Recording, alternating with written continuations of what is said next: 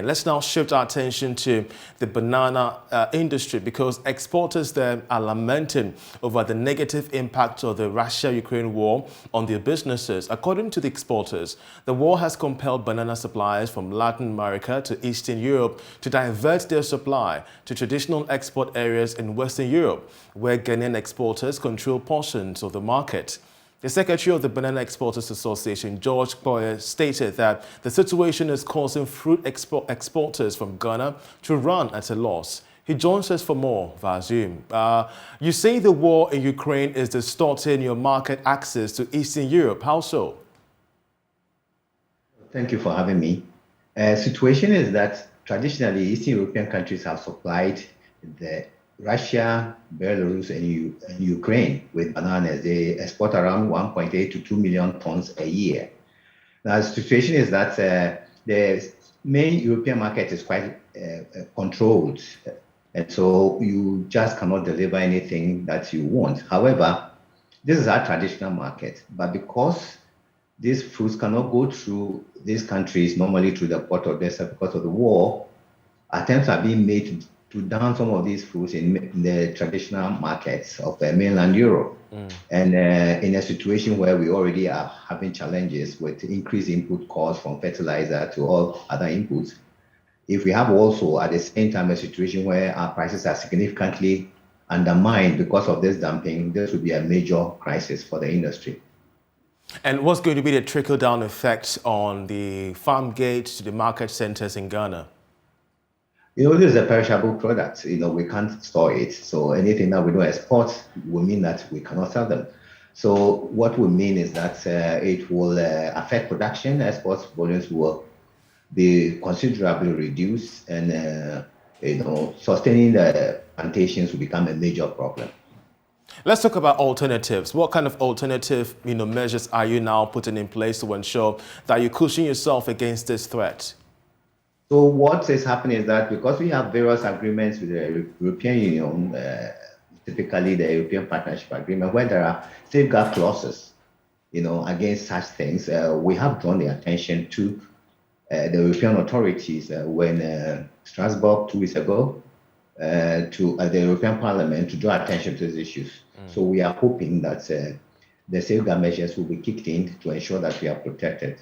Alternatively, the industry is making efforts to expand within Africa, as an alternative source of markets, and efforts are being done. My company, Golden Exotics, exports already around 20% within West Africa, in the Sahelian region, mostly Senegal, Burkina Faso, Mali, and Niger, and also Benin here. So efforts are already underway to diversify the market base. However, Europe remains, for now, the main markets, and it is important that all signatories to the various agreements do their part to ensure that the business is protected. Indeed, and we shall be looking out for updates when it comes to that part of intervention. But, today is World Banana Day, and of course, I know we all love bananas. We want to know how Ghana is looking at the fruit to increase production. What is the production capacity, first of all, of Ghana when it comes to the producing of banana over the last decade? Has it improved or is dwindling? Yes, it's improved significantly. Ghana's share of banana markets to Europe has improved significantly. Together, Africa is really not so huge compared to the rest. I think we are about 9% of the European market. We supply about 9% of the European market. In Ghana, banana produced for export, but that's different from the traditional banana, has increased significantly. I think over the last, I checked, over the last 5 years, it has increased by 42%. So this is one of the major drivers of the non-traditional export sector. Impressive. And how is Ghana doing in banana production as compared to its peers in West Africa? Oh, we are quite small compared to our neighbors. Ivory Coast, for instance, exports over 350,000 tons. Cameroon, which is the other major banana producer, was doing around 300,000 tons until the war in 2019. So now they are doing less than 200,000 tons. Ghana, we are around 82,000 tons, but we are fast growing. That's good to know. So, I mean, you have cited the Russia-Ukraine war. Does just aside of the challenges that the industry faces as we speak now, but what remains the existing threat to banana production in Ghana as we speak? Yeah, locally, access to land is a major issue. Banana needs to have access to large body of water, so mostly you notice that the current banana production takes place around the lower water basin. However, there are other areas where banana could grow. Unfortunately, these are the areas where we also have galamsey, so actually for such products, we don't want to grow them in an area where you have the potential having heavy metals, incorporated, absorbed by the plant. So this it rules out a large portion of potential areas where we could grow banana.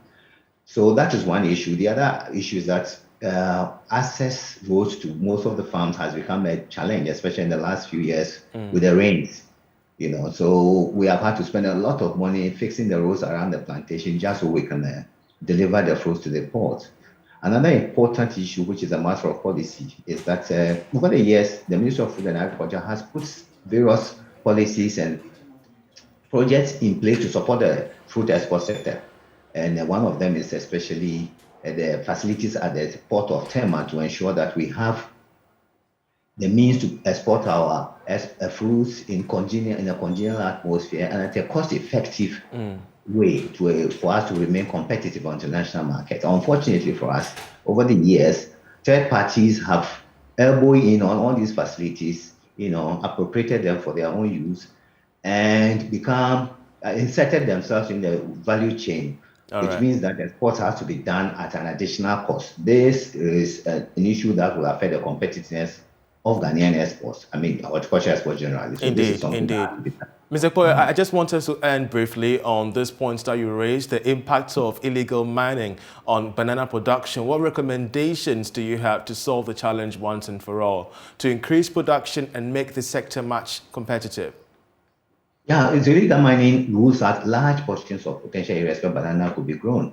Banana employs large numbers of people. So it's important that we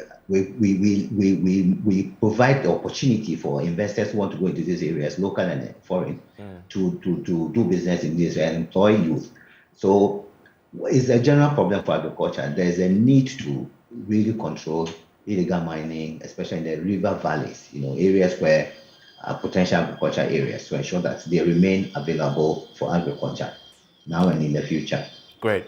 George Poye, we're grateful that you could join us. He's secretary to the Banana Exporters Association as the world, including Ghana, marks the International Banana Day. We're grateful once again for his time.